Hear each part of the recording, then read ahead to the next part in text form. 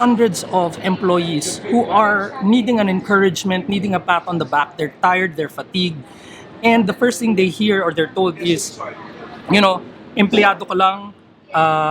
You should work for yourself, start your own business, and but I don't think there's anything wrong in being faithful to serve others. Do you suggest to people to stay in one company, or is it better to transfer para tumaas yung sweldo then transfer again para your salary goes higher? What's your tip? Just because a door closes on you or an opportunity you've been wanting closes on you does not mean that the organization or the company or your position is not meant for you. You are one of the first people I would interview in the vlog that is very, very, very, very successful as an employee. Kasi people always think na hindi lang successful, sobrang yaman. Na people always...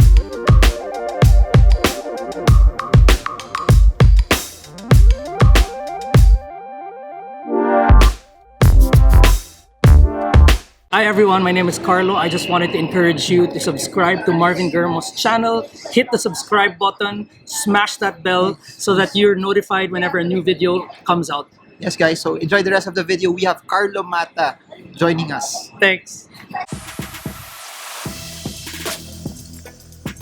Okay guys, we're in for a treat. We have the country manager for White & Case, Carlo Mata. And here's what's interesting. So people have at least a background of what we're gonna talk about. I normally talk about investing, entrepreneurship. You are one of the first people I would interview in the vlog that is very, very, very, very successful as an employee.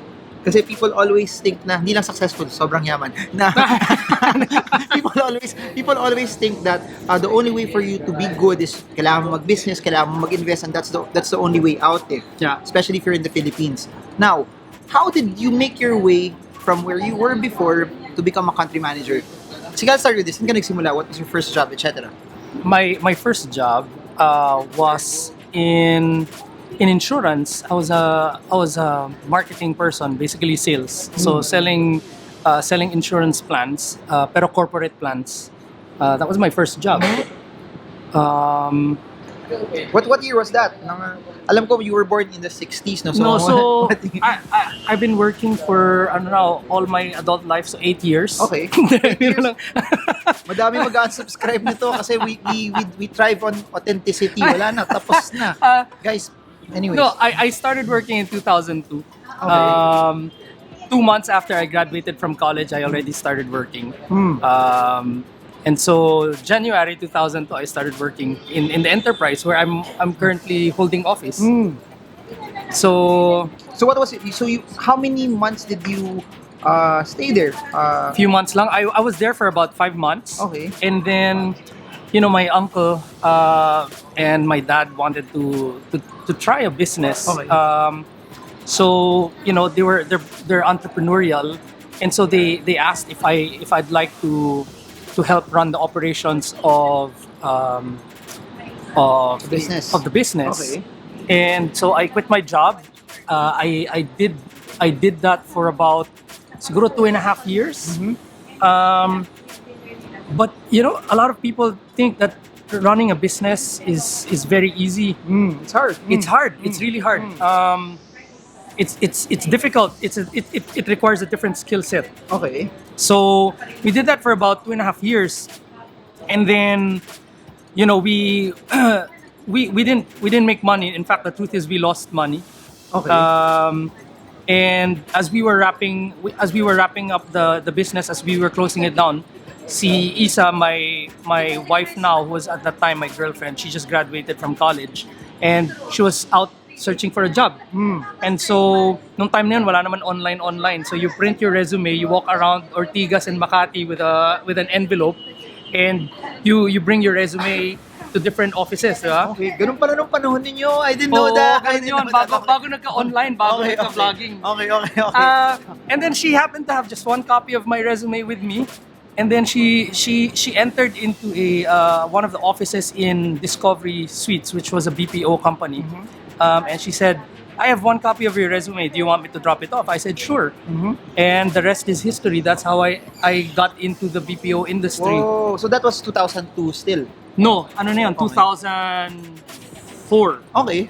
So there's a big notion also that if you're in the BPO industry, your salary should be relatively higher.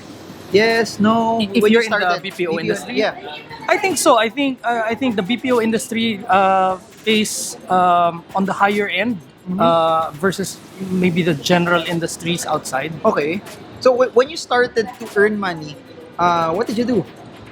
Well, I started to spend more. Talaga? Okay. Oh, there's this saying, diba? It's not how much you earn; it's how much you save. There's that saying, but I think there was lack of discipline. At the start, syempre, I didn't grow up well off like you, no. So sobra, guys. Kung alam niyo lang, sa kinis pa lang ng mukha niya, alam na natin saan gano kayaman. Masarado. Okay. Okay. No, so when I started earning for myself and I started having the ability to buy things that in the past I grew up I couldn't spend, I sort of overdid it a bit. So Can you okay lang, what do you remember pa your starting salary at that time? yes, Talaga? my first pay was 10,000 a month. Wow, talaga? BPO? No, not in the BPO. In the Okay. BPO, 21. Oh, kasi alam mo, mataas lagi dapat sa BPO no, Well, compared to start. Well, nung nag-start kasi, it Okay. wasn't matagal na yun, no? Okay. I started start of 2004 in the BPO. So, at the time, I was a supervisor. Nasa 21,000 yung Supervisor salary. ka na. Oh, I came in as a supervisor, 21 lang. Okay. Hindi, paano nangyari yun? Paano nangyari yun? Di ba parang before you become a supervisor, you have to parang be a rank and file Yeah, first? kasi prior to that, I was already an operations manager in the business that we were running. So you And used so that. I was used to handling about 70 people. Okay. And so that was enough basis to get me in as a people leader, as a supervisor. Okay. Now, fast forward to where we are now, country manager. Yes. Of course, your salary is much higher than where it was Higher. before. Also, higher lang, higher. higher. It's higher than where it was before. So, how did you do it? What are your tips for people who? A lot of people don't, like my wife. She'll never go into business. Ayaw niya mag-business. She just likes something that's fixed. She likes something that's steady. That she has a routine that she does every day. Right. There will be people that won't do business. Correct. So, but how can you be successful in it and how can you make money? What was your secret sauce? Not everyone becomes country manager. So, how did you do it? I think just understanding that there's a process to everything. And not being in a rush to take shortcuts. Okay. I think you're right, Marvin. No, not everyone is built to be an entrepreneur or a professional like a doctor or a lawyer, and that should be okay, right? I think what breaks my heart often is when people go to seminars, kunyara, let's talk about networking or network marketing and all these things, which is not bad, by the way. But it just breaks my heart whenever they talk to hundreds of employees who are needing an encouragement, needing a pat on the back. They're tired, they're fatigued. And the first thing they hear or they're told is, empleyado ka lang, you should work for yourself, start your own business. And but I don't think there's anything wrong in being faithful to serve others, in knowing your position in the corporate world and helping others. At the end of the day, it's about making an impact. So yung question mo na how do I do it? Or ito na lang. I'll rephrase it para Sure. it becomes sladderized. What are the skills that you need as a supervisor? What are the skills that you need if you want to become manager, if you want to become VP, then all the way to country manager? Hindi ko alam, mas humirap yata eh. Pero Mahirap nga yan. Balik tayo sa original question ni Marvin. Hindi.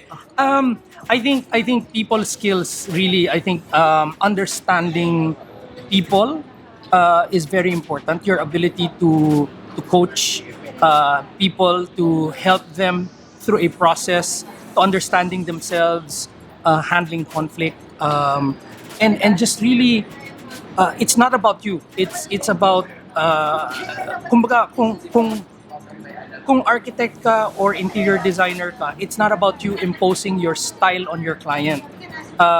You can't do that. You won't have many clients. But as a supervisor and as a people leader in general, it's understanding that every person is different and understanding what motivates them, what drives them to succeed, what their strengths are most importantly, and that I think those skill sets of understanding people and having the ability to relate with people and encourage people and coach people, I think especially as a supervisor is very important. Okay. So when you go higher naman from, syempre, the number of people that you manage, also from a supervisor to manager to a VP to probably handling different divisions to the entire company, what changed? I think the fundamentals are the same.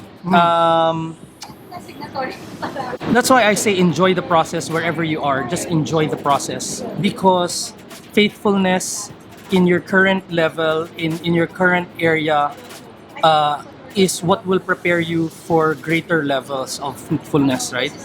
Um, because the same skill sets that are required at a higher level, uh, although in general some of these the balance will shift, but the fundamentals are the same. Understanding people, understanding the pulse of the organization. Um, I think these are all important, and you have to hone these skills early on. Kasi as you go up the ladder, there's a saying that it's harder. You people are less honest with you the higher up you go because they'll tell you not what you need to hear, but What you they'll want tell to you hear. what you want to hear, right? Kasi sometimes they're afraid of being honest with you. So having the ability, developing that skill set to hone in on the true pulse of the organization, of the people, is so crucial. It's so critical, so that when you go higher up, you understand, you know how to filter between what people are telling you because that's what they think you want to hear, and everything else that's unspoken in the organization. Okay, ito, interesting. Do you suggest to people to stay in one company, or is it better to transfer para tumaas yung sweldo then transfer again para your salary goes higher? What's your tip? Nako, mahirap yan. I think it's very situational. Okay. I think there is such a thing as there's a negative impact if you shift too soon, too often. Especially the reason of why you're moving is very important. Um, If the reason is ano, and I've seen this most of the time, they will always say either salary, Yeah. lagi namang ganun, but there are other reasons na nearer yung office na to, or I want more time with my family, the previous work is too toxic, but Yeah. a lot of the time, it's I want a higher pay. and that's not bad Okay, yeah. per se, okay. right? I mean, look, at the end of the day, I think you if you're the breadwinner, you look after your family, right? If it's a blessing that you've been praying for and it's something that would help your family, why not? Like in my case, one of the reasons why I had to move from a previous role was because Isa, after we had our first child, Nisi, Isa had to go and be a full-time mom. And so she was already working for one of the top banks here in the Philippines as a manager. And so that was a significant loss of income. That was about 40% of our total combined income. And so, obviously it's unfair to put that pressure on your current organization to try to match, right? But we tried to work it out. We looked at the opportunities. At the end of the day, there was really nothing that could meet that fill that void, that immediate void. I had to move. I had to look for an opportunity that would match my financial goals. At the same time, meet my sort of something that I can grow with as an organization, and I believed in. And so, I think there's nothing wrong with moving. If you're moving for the right reasons. Now, if you move, for example, because like for me, no, I'm a Gen Zer. I para Tama naman. Nung pinanganak yung mga Gen Z, nagtatrabaho ka na nun. tama. May mga anak na ako na Gen Z actually. Talaga? Oo, oo nga pero pala. Tama. pero if nawala tuloy ako. If for example, in my job, one of the things I've always looked for is what is the company all about? And what is the leadership team all about? What are we here for? And I remember when I was a young manager, I would always ask Like, oh, is this all about? What are we all about? Are we all about just making money as an organization? And of course, my HR boss at that time would say, well, what else are we here for if not to make money as a business? And I said, no, I get it, right? I mean, money in business is a byproduct of of being successful at whatever business you're doing. But for me, I look for organizations that I resonate with. The the mission, the vision, the purpose of the organization, and the role they offer me allows me to combine these two things and make an impact in the lives of the people I work with, in the clients that we serve, and all those things. Now, if those are your reasons, go do it. I mean, you know. So tactically, it's. Do you recommend that it's better? It makes it faster for you to earn more if you shift, or you just stick it out in your company and wait for a promotion. I'll make it situational pa. What if there's only one way up, and then you're apat kayo naghahati sa position. So malamang pag nabakante yun, you will have to slug it out with the other four people, and the Correct. chance that they hire outside pa. Correct. Ganon. So what would be better? You wait until you get that promotion, or you transfer? Well, Career advice din pala to eh. nako, ano yan eh, I think it's almost like may the best and most qualified candidate and the best fit win, right? Okay. For the role. Um, I think I think part of growing as a professional is understanding that disappointments and closed doors are part of the process of growing.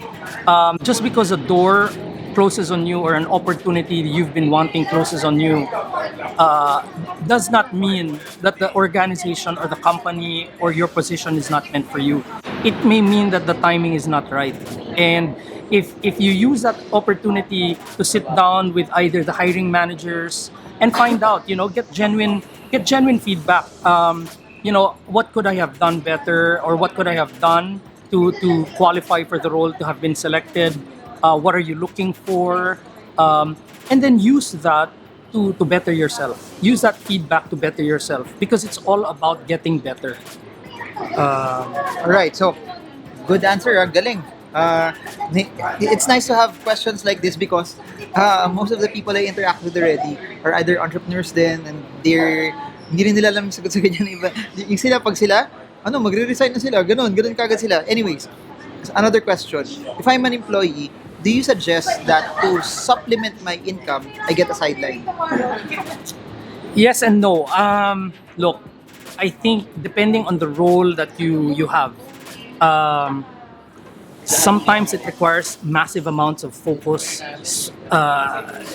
and investment, right? So Marvin is the investment guru here, but I think even in work, you get what you put in, right? And it's also learning not just to work hard, but to work smart. But definitely working smart and hard. Seed time and harvest yan eh. So you reap what you put in. Okay. And so, ano nga yung tanong, Marvin? Yun, is it okay to create a sideline? Kasi tingin mo, yun nga, hindi ka na-promote, yung sweldo mo, enough lang, you want to save up at a faster rate. So, do you suggest they take a sideline? I'll segment it into two pa. Yung sideline na naglalako ka ng pagkain sa office mates mo, that's one. Or something that you do outside work as well. Okay, Yun. so number one, if there's a need in the office, why not be the one to meet the need, diba? I mean, kung naglalako ka sa office, number one, you're meeting a need of your office mates. Number two, you get the financial reward of meeting those needs. And then, two birds, one stone, better pa. Okay. Pero, I think careful lang on sidelining. Kasi if you sideline on something, it may divide your focus. It may divide your ability to focus on your role, your position, and especially earlier on, you have to earn your stripes. There's a time where you're building the foundations, you're learning the ropes of an organization. It requires a lot of time. Sometimes even a lot of overtime. No one's gonna demand it, but sometimes because you put a high standard on yourself, you have to focus on that. And sometimes having having a sideline can take away from that focus.